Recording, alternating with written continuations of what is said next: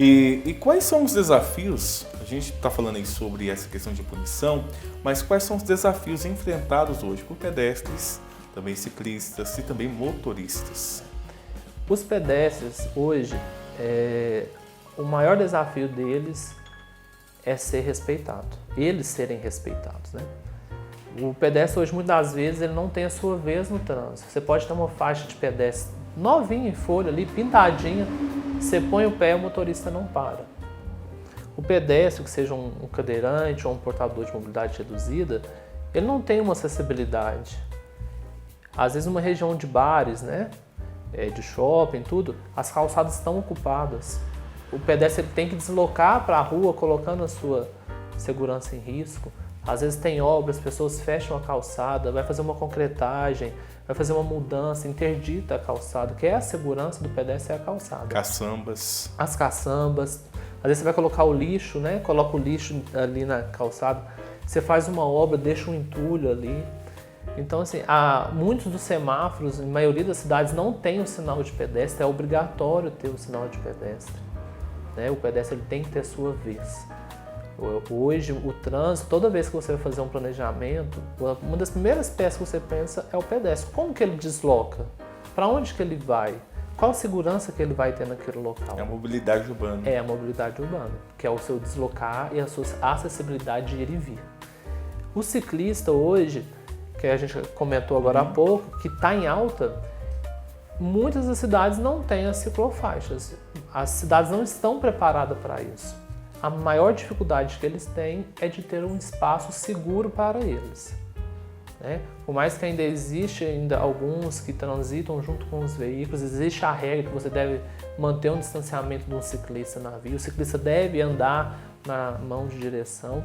Isso ainda não é respeitado, as pessoas buzinam para o ciclista, ele pode assustar.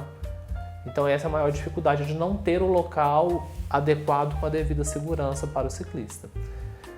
Os motoristas, eu acredito que a grande dificuldade deles, tirando infraestrutura, né?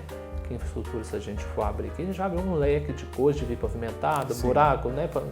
Escoamento de água e tudo. Eu acredito que são as sinalizações. Quando a gente fala de sinalização, a gente fala de uma sinalização padronizada, certo? Uma sinalização visível, e que o entendimento é rápido. Eu não posso estar gerando dúvida ali para o condutor, né? Porque, igual eu volto a dizer, por mais que ele teve uma educação, ele foi ensinado, se você coloca uma placa diferente do que ele aprendeu, ele realmente vai ficar em dúvida. Se eu não coloco uma placa que não tem uma refletância, à noite ele não vai ver aquela placa, né? Ele não vai ver a placa de pare. Eu não posso pegar uma placa de pare que é octogonal, que é a única que é diferente, né? As outras são circulares, retangulares. Eu não posso mudar ela, fazer ela redonda e colocar um pare, né? Então eu acredito que uma das dificuldades dos condutores é a questão da sinalização. As cidades precisam ser melhores sinalizadas. Até indicação de quebra-mola. As indicações de quebra-mola, você tem que ter ela indicada. A pintura, né, que a gente chama de sinalização horizontal, ela complementa a sinalização de placas, são as verticais.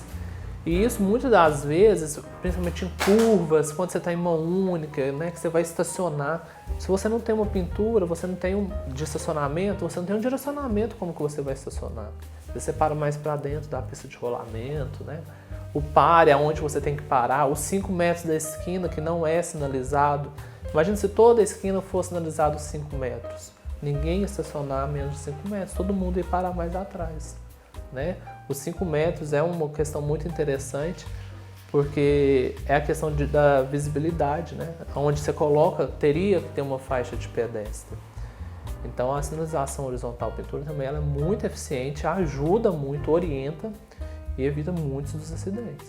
Até mesmo nas farmácias, né? A gente vê que tem uma pintura ali onde deve fazer o momento, né, de dar aquela parada, ir lá rapidinho, já pegar o carro e já sair. Sim, a sinalização horizontal, ela justamente ela complementa aquilo que às vezes a placa não consegue passar. Porque às vezes você está um caso vaga de idoso, por exemplo. Às vezes você tem a placa que geralmente é chapada, ela é virada para o lado da via, mas você não sabe onde inicia e onde termina a vaga de idoso. Então você faz a pintura horizontal, o retângulo, assim, ó, esse espaço é delimitado para o idoso, a vaga de idoso. Então ela está complementando aquilo que a placa não consegue dizer, que é início e término. E que muitas vezes nem é respeitado. Que não é respeitado. Porque hoje o idoso e o PCD, que é as portadoras de mobilidade reduzida, eles têm que ter um quantitativo de vaga que precisa ser respeitado. E alguns números mostram em algumas cidades que a maioria das infrações são por não respeitar esse tipo de vagas. E que geralmente as campanhas fazem que todo mundo quer utilizar a vaga do PCD, mas ninguém quer estar na pele dele. Ninguém quer ser um cadeirante, ninguém quer, né, faltar um membro, mas todo mundo quer utilizar a vaga que é destinada a ele. É engraçado quando a pessoa tem essa visão, vou estar utilizando porque vai ser rápido, vou utilizar, mas não pensa, né? Esse lugar seria para uma outra pessoa, né? Uma pessoa que é deficiente, ter um olhar também consciente do que está fazendo. Sim, muitas das vezes é só um minutinho, fui só pegar um remédio, fui só pegar um pão, mas muitas vezes essas vagas estão sendo colocadas estrategicamente em alguns pontos. Você pode ver que geralmente vaga de idoso, eles são perto de clínicas, de farmácia, de hospitais, bancos. Às vezes a vaga do deficiente está ali, próximo de alguma clínica. Vou pegar aqui um assunto que foi recentemente, se eu não me engano, mês de agosto, que é o mês do autismo, né? A criança que tem o espectro do autismo, dependendo do CID, ela tem direito à credencial de utilizar a vaga de PCD.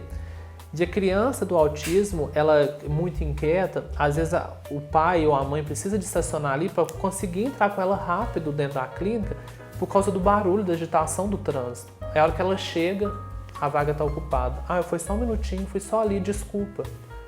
Mas aquela pessoa que parou, às vezes não queria ter um filho autista. E até mesmo a cor é até forte, né? Quando a pessoa chega no local. Sim, a sinalização ela é bem chamativa, né? O pictograma azul.